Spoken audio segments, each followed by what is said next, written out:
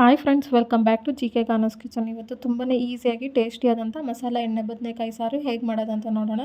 ಮನೇಲಿರುವ ಪದಾರ್ಥದಲ್ಲೇ ಈ ಥರ ಎಣ್ಣೆ ಬದನೆಕಾಯಿ ಸಾರನ್ನ ನೀವು ಮಾಡ್ಬೋದು. ಮೊದಲು ಇದನ್ನು ಮಾಡೋದಕ್ಕೆ ಒಲೆ ಮೇಲೆ ಕಡಾಯಿನ ಇಡ್ತಾಯಿದ್ದೀನಿ. ಅದಕ್ಕೆ 2 ಟೇಬಲ್ ಸ್ಪೂನಷ್ಟು ಎಣ್ಣೆನ ಹಾಕ್ತಾಯಿದ್ದೀನಿ. ಎಣ್ಣೆ ಚೆನ್ನಾಗಿ ಕಾದ್ಮೇಲೆ ಈಗ ಮರಾಠಿ ಮೊಗ್ಗು, 6 ಪೀಸಷ್ಟು ಲವಂಗ, 1 ಟೇಬಲ್ ಸ್ಪೂನಷ್ಟು ಸೋಂಪು, ಚಕ್ಕೆ, ಚಿಕ್ಕ ಮರಾಠಿ ಮೊಗ್ಗು, ಕಲ್ಲುವು, 1 ಸ್ಟಾರ್ ಹೂವು, ಹಾಗೆ ಕಸೂರಿ ಮೇಥಿನ ಹಾಕ್ತಾಯಿದ್ದೀನಿ. ಇದನ್ನೆಲ್ಲ ಹಾಕಿ ಒಂದು 30 ಸೆಕೆಂಡ್ ಇದನ್ನು ಚೆನ್ನಾಗಿ ಫ್ರೈ ಮಾಡ್ಕೋಬೇಕು. ಈ ಥರ ಚೆನ್ನಾಗಿ ಫ್ರೈ ಮಾಡ್ಕೊಂಡಾದ್ಮೇಲೆ ಈಗ 10ರಿಂದ 12 ಒಣಗಿರೋ ಮೆಣಸಿನ್ಕಾಯಿ, 7ರಿಂದ 8 ಹಸಿಮೆಣಸಿನ್ಕಾಯಿನ ಹಾಕ್ತಾಯಿದ್ದೀನಿ. ಹಾಗೆ 1 ಟೇಬಲ್ ಸ್ಪೂನಷ್ಟು ಧನಿಯಾ ಕಾಳನ್ನ ಹಾಕ್ತಾಯಿದ್ದೀನಿ. ಧನಿಯಾ ಕಾಳು ಹಾಕಿ ಆದಮೇಲೆ ಇದನ್ನು 1 ನಿಮಿಷ ಚೆನ್ನಾಗಿ ಫ್ರೈ ಮಾಡ್ಕೋಬೇಕು. ಈಗ 15 ಪೀಸಷ್ಟು ಬೆಳ್ಳುಳ್ಳಿ, ಒಂದು 6 ಪೀಸಷ್ಟು ಶುಂಠಿನ ಹಾಕಿ ಚೆನ್ನಾಗಿ ಫ್ರೈ ಮಾಡ್ಕೋಬೇಕು. ಈ ಥರ ಚೆನ್ನಾಗಿ ಫ್ರೈ ಮಾಡ್ಕೊಂಡಾದ್ಮೇಲೆ ಈಗ ಮೀಡಿಯಮ್ ಸೈಜ್ನಲ್ಲಿ ಕಟ್ ಮಾಡಿದಂಥ ಒಂದು ಈರುಳ್ಳಿನ ಹಾಕ್ತಾಯಿದ್ದೀನಿ. ಈರುಳ್ಳಿನೂ ಸಹ 50% ಹಾಗೆ ಚೆನ್ನಾಗಿ ಫ್ರೈ ಮಾಡ್ಕೋಬೇಕು. ಈ ಥರ ಚೆನ್ನಾಗಿ ಫ್ರೈ ಮಾಡ್ಕೊಂಡಾದ್ಮೇಲೆ ಈಗ ಮೀಡಿಯಮ್ ಸೈಜ್ನಲ್ಲಿ ಕಟ್ ಮಾಡಿದಂಥ ಒಂದು ಟೊಮೆಟೊನ ಹಾಕ್ತಾಯಿದ್ದೀನಿ. ಟೊಮೆಟೊನೂ ಸಹ 50% ಹಾಗೆ ಚೆನ್ನಾಗಿ ಬೇಯೋ ತನಕ ಫ್ರೈ ಮಾಡ್ಕೋಬೇಕು. ಈ ಥರ ಫ್ರೈ ಮಾಡ್ಕೊಂಡು ಆದಮೇಲೆ 1 ಕಪ್ಪಷ್ಟು ಸಣ್ಣದಾಗಿ ಕಟ್ ಮಾಡಿದಂಥ ತೆಂಗಿನಕಾಯಿನ ಹಾಕ್ತಾಯಿದ್ದೀನಿ.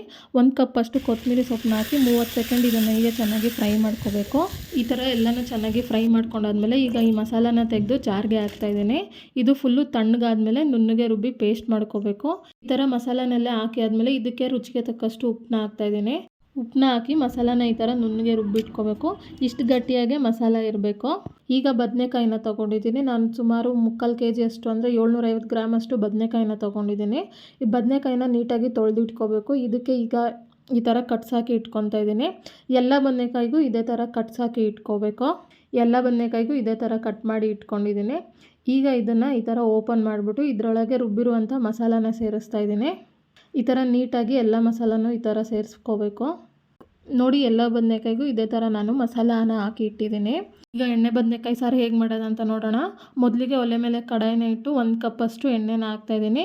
ಎಣ್ಣೆ ಬದನೆಕಾಯಿ ಸಾರು ಆಗಿರೋದ್ರಿಂದ ಎಣ್ಣೆ ಸ್ವಲ್ಪ ಜಾಸ್ತಿನೇ ಬೇಕಾಗುತ್ತೆ. ಈಗ ಎಣ್ಣೆ ಚೆನ್ನಾಗಿ ಕಾದ್ಮೇಲೆ 1 ಟೇಬಲ್ ಸ್ಪೂನಷ್ಟು ಸಾಸಿವೆನ ಹಾಕ್ತಾಯಿದ್ದೀನಿ. ಸಾಸಿವೆ ಚೆನ್ನಾಗಿ ಸಿಡ್ದಾದ್ಮೇಲೆ ಈಗ ಸ್ವಲ್ಪ ಕರಿಬೇವನ್ನ ಹಾಕ್ತಾಯಿದ್ದೀನಿ. ಕರಿಬೇವು ಈ ಥರ ಎಣ್ಣೆಲೇ ಚೆನ್ನಾಗಿ ಫ್ರೈ ಆದಮೇಲೆ ಈಗ ಮಸಾಲ ಹಾಕ್ದಂಥ ಎಲ್ಲ ಬದನೆಕಾಯಿನೂ ಈ ಎಣ್ಣೆಗೆ ಹಾಕ್ತಾಯಿದ್ದೀನಿ. ಇದೇ ಥರ ನಿಮ್ಗೆ ಯಾವುದಾದ್ರು ರೆಸಿಪಿ ಬೇಕಂದರೆ ಕಮೆಂಟ್ ಬಾಕ್ಸ್ನಲ್ಲಿ ಕಮೆಂಟ್ ಮಾಡಿ. ಈ ಥರ ಎಲ್ಲ ಬದನೆಕಾಯಿನೂ ನಾನು ಎಣ್ಣೆಗೆ ಸೇರಿಸ್ತಾ ಇದ್ದೀನಿ. ಈ ಥರ ಎಲ್ಲ ಬದನೆಕಾಯಿನೂ ಹಾಕಿ ಆದಮೇಲೆ ಈಗ ಇದನ್ನು ಮುಚ್ಚಿಡ್ತಾ ಇದ್ದೀನಿ. ಒಂದು 10 ನಿಮಿಷ ಮೀಡಿಯಮ್ ಊರಿನಲ್ಲಿ ಇದು ಹೀಗೆ ಚೆನ್ನಾಗಿ ಫ್ರೈ ಆಗಬೇಕು.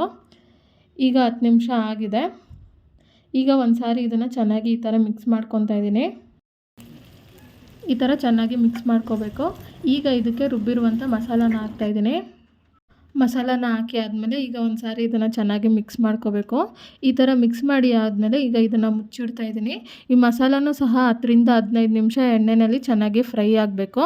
ಈಗ 10ರಿಂದ 15 ನಿಮಿಷ ಆಗಿದೆ. ಮಸಾಲೆ ಎಲ್ಲ ಈ ಥರ ಚೆನ್ನಾಗಿ ಫ್ರೈ ಆಗಿ ಈ ಥರ ಎಣ್ಣೆ ಬಿಟ್ಕೊಂಡಿದೆ. ಒಂದು ಸಾರಿ ಇದನ್ನು ಚೆನ್ನಾಗಿ ಮಿಕ್ಸ್ ಮಾಡ್ಕೊಳ್ಳೋಣ. ಈ ಥರ ಮಿಕ್ಸ್ ಮಾಡ್ಕೊಂಡಾದ್ಮೇಲೆ ಈಗ ಇದಕ್ಕೆ ಸ್ವಲ್ಪ ನೀರನ್ನ ಸೇರಿಸ್ತಾ ಇದ್ದೀನಿ.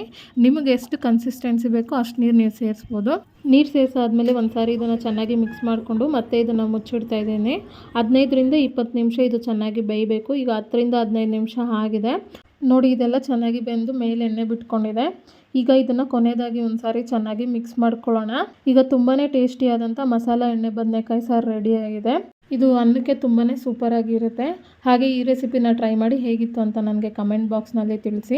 ಹಾಗೆ ಈ ರೆಸಿಪಿ ನಿಮ್ಗೆ ಇಷ್ಟ ಆದಲ್ಲಿ ಲೈಕ್ ಮಾಡಿ, ಶೇರ್ ಮಾಡಿ. ನೀವು ಕೊಡುವಂಥ ಲೈಕು ನಮಗೆ ತುಂಬಾ ಸಪೋರ್ಟ್ ಆಗುತ್ತೆ. ಹಾಗೆ ಯಾರೆಲ್ಲ ಮೊದಲನೇ ಬಾರಿ ನನ್ನ ಚಾನಲ್ನ ನೋಡ್ತಿದ್ದೀರಾ ಪ್ಲೀಸ್ ಸಬ್ಸ್ಕ್ರೈಬ್ ಆಗಿ.